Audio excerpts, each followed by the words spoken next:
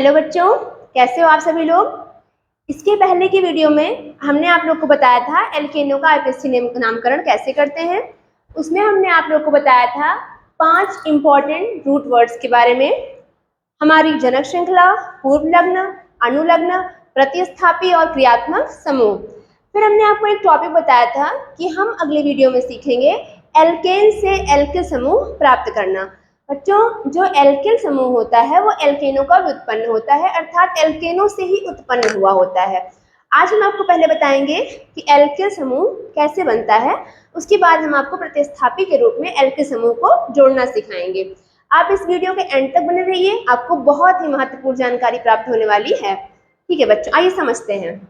सबसे पहले हम देखते हैं एल्केन का फॉर्मूला क्या होता है। मैंने आपको सबसे फर्स्ट वीडियो में बताया था एल्केन का formula CnH2n+2 where n equal number of carbons, जहां पे n क्या है, कार्बन की संख्या है।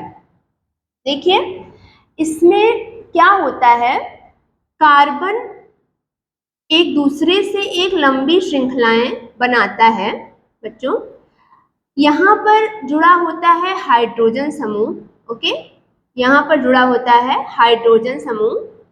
अब जब किसी एक हाइड्रोजन अगर यहाँ से कम हो जाता है, अगर यहाँ से एक हाइड्रोजन कम हो जाता है, अपने आप तो कम होगा नहीं, मतलब इसको कोई प्रतिस्थापी आकर इसके स्थान से हटा देता है, कोई क्रियात्मक समूह अगर इसके स्थान से इसको हटा देता है, तो यहाँ पर एक हाइड्रोजन कम हो जाता है। बच्चों यहाँ पे एक हाइड्रोजन कम हो जाता है। हम काउंट करते हैं, हमारे पास कितने कार्बन थे, 1 2 3 एंड 4, 4 कार्बन हमारे पास थे।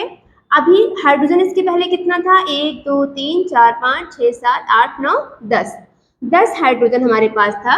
लेकिन जब किसी प्रतिस्थापी समूह ने उस हाइड्रोजन को उसके स्थान से हटा दिया, रिप्लेस कर दिया, तो हमारे पास कितना हाइड्रोजन बचा, ओनली 9 हाइड्रोजन बचा।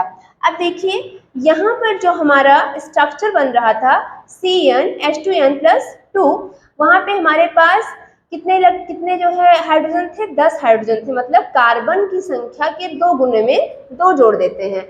हर बार हम क्या करते हैं, कार्बन संख्या के 2 गुने में 2 जोड़ देते हैं। अब यहाँ पर हम क्या करेंगे, इस सूत्र में थोड़ा सा स्लाइड चेंज कर देंगे, परिवर्तन कर देंगे सूत्र में, CnH2n+1, क्योंकि एक हाइड्रोजन निकल रहा है, CnH2n+1। अब ये हमारा बन रहा है एल्किल समूह। ये हमारा क्या बन रहा है बच्चों, एल्किल समूह बन रहा है। सीधे अर्थों में, सीधे शब्दों में हम कहेंगे कि जब एल्केन से एक हाइड्रोजन किसी प्रतिस्थापी या क्रियात्मक समूह द्वारा हटा दिया जाता है, तो जो श्रृंखला हमें प्राप्त होती है वो एल्किल समूह कहलाती है। एल्केनो को हम किससे व्यक्त करते हैं, R से व्यक्त करते हैं, सेम एज एल्किल को भी हम किससे व्यक्त करते हैं, R से ही व्यक्त करते हैं। इन्हें अगर हम एल्केन के रूप में मेथेन, एथेन, प्रोपेन, ब्यूटेन कहते हैं, तो इनके व्युत्पन्नों को हम क्या कहेंगे, समझते हैं। मेथेन के व्युत्पन्न को हम बोलेंगे मेथिल, मेथेन के व्युत्पन्न को हम बोलेंगे मेथिल, एथेन के व्युत्पन्न को हम बोलेंगे एथिल, प्रोपेन के व्युत्पन्न को कहेंगे प्रोपिल, और ब्यूटेन के व्युत्पन्न को कहेंगे ब्यूटिल।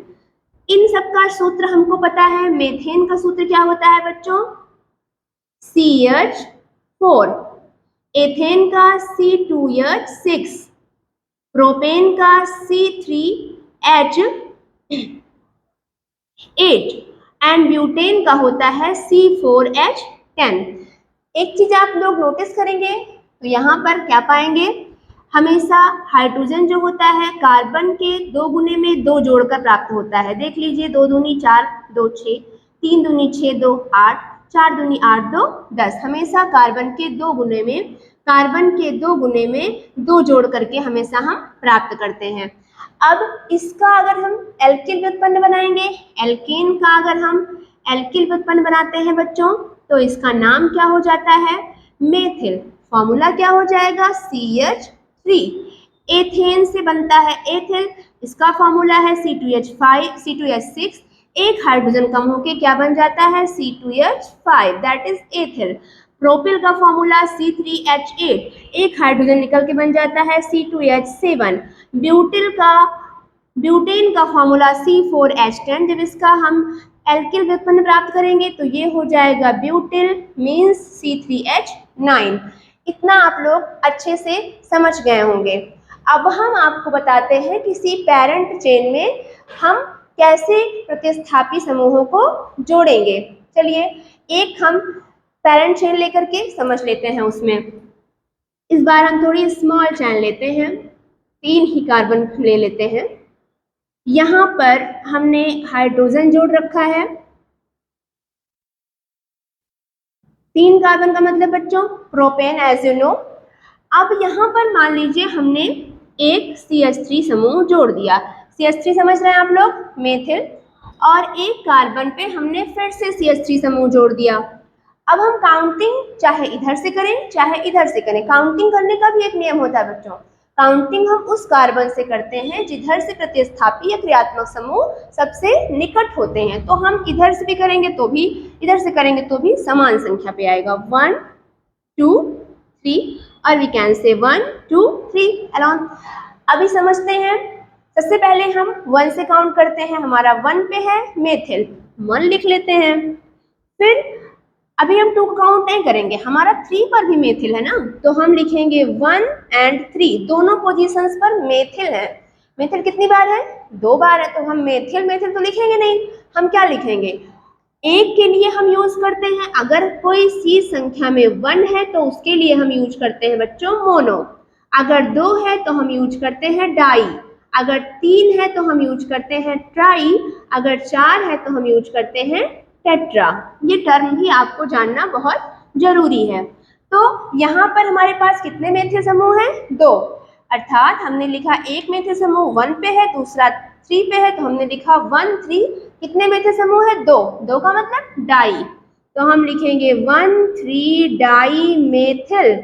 अब आप बताओ पेरेंट चेन कौन सी है, 1 2 3, 3 कार्बन का मतलब प्रोप, प्रोप में हम लगाएंगे एन सफिक्स, बन जाएगा प्रोपेन, 1 3 डाई मेथिल प्रोपेन। ये हो गया इसका आईपीएससी नाम। अब एक श्रृंखला और लेके समझाते हैं आपको, एक श्रृंखला और समझ लीजिए। जरूरी नहीं है कि हम हर बार मेथिल ही जोड़ें, हम और भी सारे एल्किल समूहों को जोड़ सकते हैं। हम एथिल ले लेते हैं, यहाँ पर हम ले लेंगे एथिल, और यहाँ पे मान लीजिए हमने ले लिया मेथिल, बाकी जगहों पर हमने क्या जोड़ दिया, हाइड्रोजन जोड़ दिया। अब 2 अलग अलग एल्किल समूह हो गए हैं, घबराने की जरूरत नहीं है, जिधर से एल्किल समूह नियर होता है उधर से हम जोड़ना शुरू करते हैं, 1 2 3 4, या फिर हम इधर से भी लिख सकते हैं 1 2 3 4। बच्चों जब हम अल्फाबेटिकल ऑर्डर में चलते हैं तो ई पहले आता है, एम बाद में आता है, मतलब एथिल पहले आएगा, मेथिल बाद में आएगा। अब हम काउंट करते हैं, कार्बन नंबर 1 पे हमारा एथिल है, कार्बन नंबर 3 पे हमारा मेथिल है, तो पहले हम लिखेंगे 1 पे क्या है बच्चों, एथिल है, तो हम लिख देंगे 1 एथिल। 3 पे हमारा क्या है, मेथिल है, हम लिख देंगे 3 मेथिल, 1 एथिल 3 मेथिल, 1 पे एथिल है तो 1 एथिल, 3 पे मेथिल है तो 3 मेथिल। उसके बाद में श्रृंखला किसकी है, 4 कार्बन है, 4 का मतलब ब्यूट, 4 का मतलब ब्यूट, 1 एथिल 3 मेथिल